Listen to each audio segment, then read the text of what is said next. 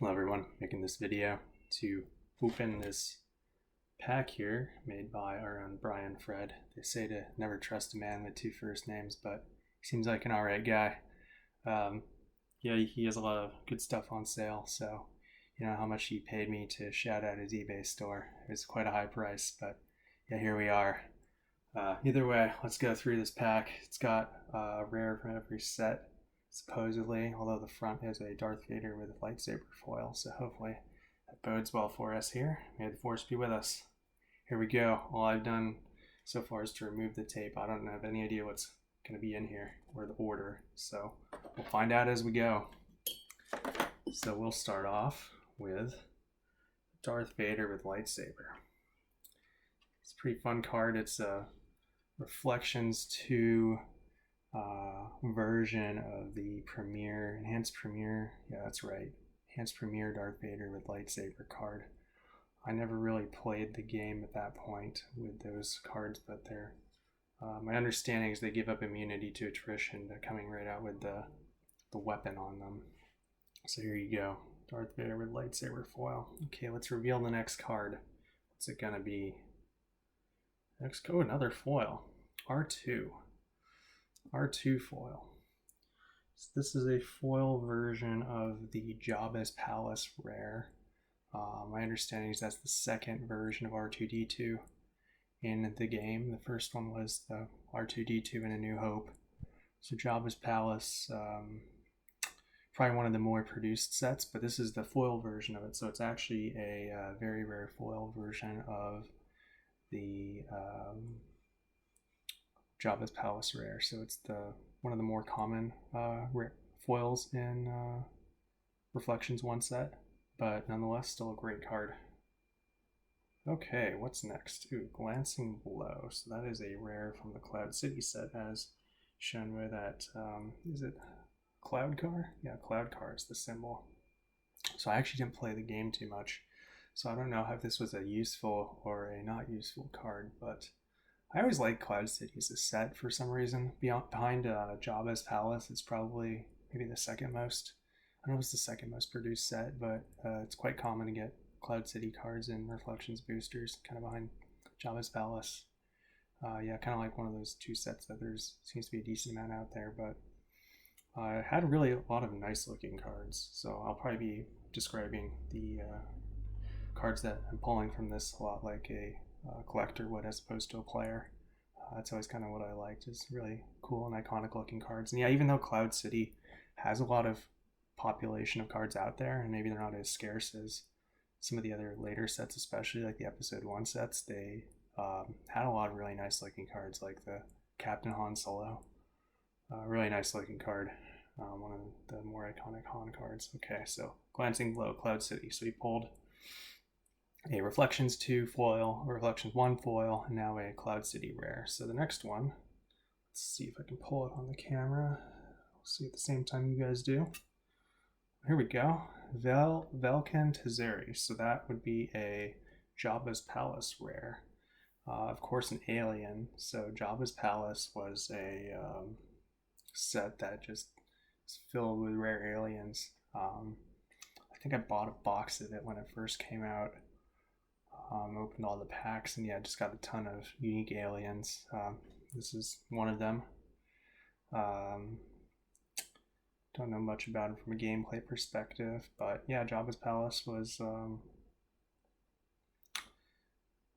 one of the more, I guess from the gameplay perspective, my understanding is not too many cards from it compared to other sets are used in competitive play. But anyway, cool card. Let's see the next one. Okay, we got Meditation from Special Edition. Interesting. So Special Edition as a set had quite a few cards in it. It's actually right now one of the more expensive pre-Death Star 2 booster packs by a pretty large margin, I believe. Like a box of Special Edition is running around $500 right now on eBay, it seems. 30 packs per box. It's one of the only boxes that doesn't say the Force is with you for some reason. I'm not really sure why. Maybe the creators of Decipher didn't appreciate all the special effects that George Lucas was adding to the movies.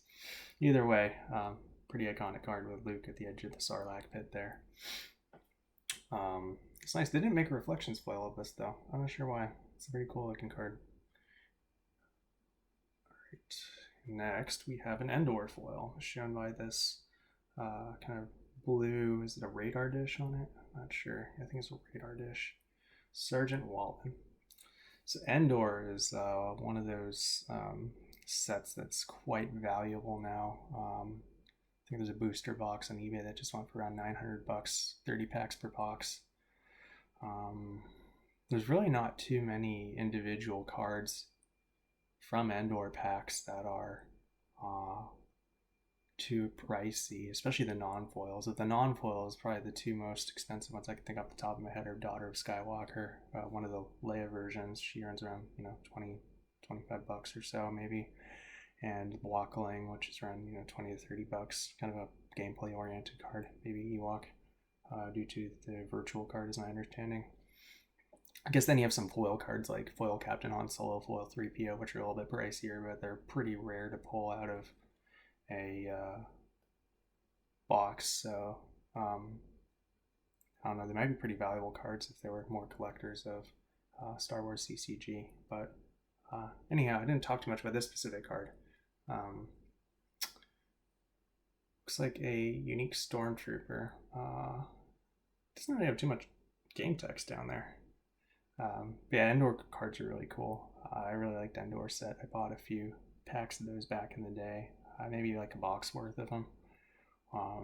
Actually pulled my own Daughter of Skywalker back in the day, so that was kind of cool. I actually think I pulled a foil Tempest 1 as well, which is actually, if you run the numbers, pretty rare to do. But another unique tidbit about Endor foils is the dark side ones all tend to have wear down the left side of them, I think. I'm not entirely certain why that is, but you'll notice that if you look at them. Cool. Let's go to the next card. What do we got here? Nope, I pulled two of them out. Okay, great. This is a fun card. This is the Death Star 2. I'll give you a sneak preview of the card after this first, though. So there is good in him, and I can save him, I believe, is the other side. So this is one of the objective cards. Yep. For the light side from the Death Star 2 set. This is a really cool card. I really like these. Because when I stopped collecting back in the day, it was probably around Death Star 2 set, and I didn't really have too many of these objective cards, and they were just kind of really unique looking because they have, the two sides, and yeah, I didn't really play with them, but they just looked really, thematic, because it's some of the main thematics in the movie, turning into actual gameplay objectives. That was really cool. So this is a really cool card to get. I really like these. Okay, next card. Okay, Obi-Wan's Journal. So this is from Reflections 2 Premium set. I believe they also made a Reflections 3 foil version of this later. Obi-Wan's Journal, used by Luke to construct his lightsaber. Okay, so that's some of the story behind it. So this is how Luke made his own lightsaber later. Key to self-destruct if not opened by Luke. That's interesting. I did not know that about Obi-Wan's Journal. So here you go. The more you know. The little flying star. Okay, let's go to the next card. Okay, can I do this properly? Yes, I can. Here we go. All right.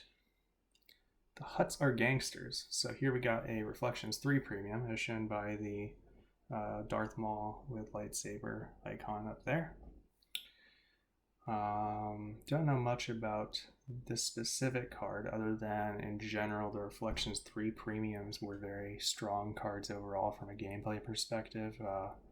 I seem to recall hearing that Decipher was losing the license soon, so I'm not sure if it was an attempt to spur sales or what it was, but apparently the Reflections 3 Premium cards caused a lot of power creep to the game due to the shields or just the general strength, the maintenance cards, or in other words, cards you have to pay force of return for. But yeah, this is a really desirable set. People really like Reflections 3 cards. I think the packs are currently going north of $100 a piece now, so if you got Reflections 3 packs, hang on to them. Or just open them. They're a lot of fun to open, but perhaps a luxury at this point in time. All right, next card. We have IG 2000 from Dagobah. I really liked these cards. This is one of the bounty hunter ships from the Dagobah set. Trying to call it the Dagobah set. Like in general, I think people weren't really wild about a lot of it because a ton of it was just random space stuff like space slugs and asteroids, and were there a lot of interrupts in that set? I don't recall. But one of the things that was in the Dagobah set were the bounty hunters minus Boba Fett, who was in the Cloud City set, and their ships and weapons. And this is IG-88 ship. And nowadays, due to Mandalorian, lots of people are kind of familiar with the assassin droids. I forget which numeric unit it is in the Mandalorian that Mando works with, but either way, IG-88 looks very similar to that droid, and this is his ship right here, the IG-2000, of which there is a foil and a Reflections 1 set. Yeah, this is a great card. Do enjoy IG-2000. It's funny, it has a Power 3 Maneuver 3 Hyperspeed 3. Not sure why they went with that, but it's alright. Cool. Alright, next card. Go. Alright, Yavin 4 Masasi Throne Room. So that is a Premier rare. I actually really like this card. It's really nice looking. So if you might recall, that is the site in which they have the ceremony after they blow up the Death Star at the end of A New Hope. So it's quite a kind of an iconic scene. It's a really nice card. It's actually one of my favorite looking rares from the Premier set. Cool. Alright, sorry, I should have shown that one. This is Magnetic Suction Tube. This is a rare from the A New Hope set. This is one of those cards I never knew was a rare when I collected, but I think there's a light side and a dark side one of these. I seem to recall there was one on each side. I'm not sure what exactly. Looks like it's a Sandcrawler utility device. Not sure what else to say about that. A New Hope was one of those strange sets. Oh yeah, New Hope is because you can tell it's a New Hope because the lightsaber icon's up here. Had those purple packs. I actually really liked pulling them back in the day. It seemed like lots of the cards were overall more, I don't know if exciting is the right word, but it just had more fun pulls than Premier on a per pack basis, because Premier had more like main characters overall, but for whatever reason in A New Hope it just felt like I got more cards on average that were interesting than Premier, because New Hope had like Red 5, Death Star, R2D2, Chewbacca, Wedge Antilles, probably forgetting a few others, but it seemed like you just got interesting cards more often, because Premier just has so many cards that oftentimes you just get random things. Either way, cool. Next card. We have Rogue 2. Okay, so this is Hoth. You can see the Ice Planet Hoth icon up there. Zev Seneska. Yeah, that's how I say it. One of the snow speeders. Hoth is one of those sets that was really popular, apparently due to the strong gameplay. I think it's stronger, just interesting gameplay options. A lot of people really liked it. I think back in the day, it was actually one of those sets where the limited packs sold out. Yeah, because it was kind of hard to find them actually in the late 90s, those Hoth packs. Compared to A New Hope and Premier, the booster boxes are actually a little bit pricier, because you can get Premier booster boxes for like low 200s on eBay, like $200-ish, and a little bit more. A New Hope's around maybe like 250, and then Hoth boosters are kind of like maybe 400-ish, 350 to 400, and yeah, that might kind of follow from that. Got a lot of really cool cards in Hoth, like Commander Luke Skywalker, General Veers. It's also the last set that actually has a Japanese equivalent. So you have Premier, New Hope, and then Hoth in Japanese. And there's a interesting tidbit that Bradford actually mentioned once, that it's actually a less dark side Hoth for some reason of rares than light side Hoth. So if you ever want to collect those, it's just something to know.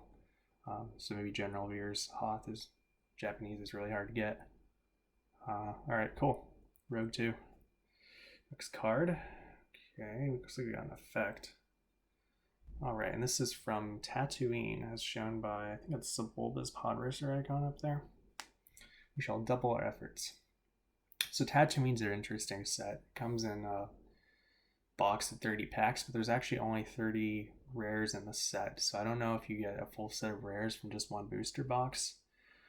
I remember hearing it was supposed to originally be a set called the Skywalkers that focused on the Skywalker family legacy, and that's, kind of why it was Tatooine, but instead it ended up being a set that kind of halfway focused on episode 1 and random elements of the original trilogy. Had a lot of main characters actually, and then introduced alternate image cards, which were one of every 4 of them. Cool, we got Amidala's Blaster from Theed Palace. So Theed Palace was the last, to my knowledge, expansion released. Might follow up on this. Okay, and here we have, P60.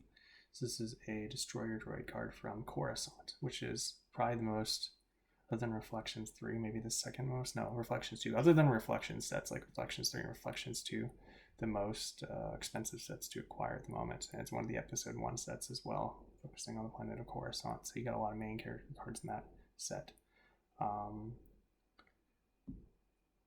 Yeah, sorry, let me go back to Amidala's Blaster. I realized I didn't do a good job of explaining that one. So Theed Palace focuses kind of on Naboo. So Theed Palace, if you're not familiar with, is the kind of the fancy looking palace place on Naboo.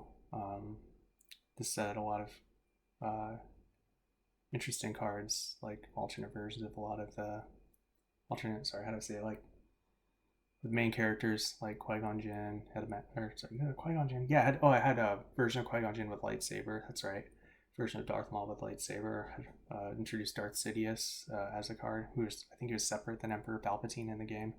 Interestingly enough, a lot of alternate image cards, like say R2D2 has an alternate image of Queen Amidala, but interestingly enough, this one just called Queen Amidala, whereas in Coruscant there's Queen Amidala, ruler of Naboo, and usually the extended title cards came later from the original card, which was just their name. Yeah, pretty pricey. Theed Palace, booster boxes usually run close to $1,000. Packs are probably, $30 to $40 a piece. So yeah, and then Coruscant, probably the most valuable non-reflection set overall.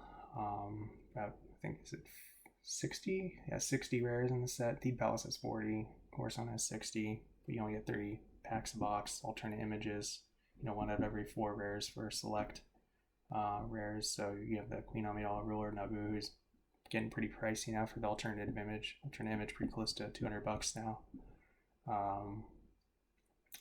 You got Darth Maul, Young Apprentice, alternate image, which has always been kind of probably the chase card from the set. And then Darth Maul, Young Apprentice foil as the chase card, and probably the overall chase card in Reflections 3. But yeah, Coruscant's a really fun set. A lot of really, really desirable cards in there. A lot of really good gameplay cards from my understanding, and that's why cards in this set are just kind of expensive. All the Episode 1 cards in general were very strong from gameplay perspective.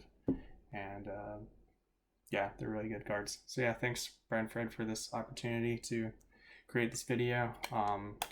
Yeah, keep the Star Wars collecting community alive, gaming community alive.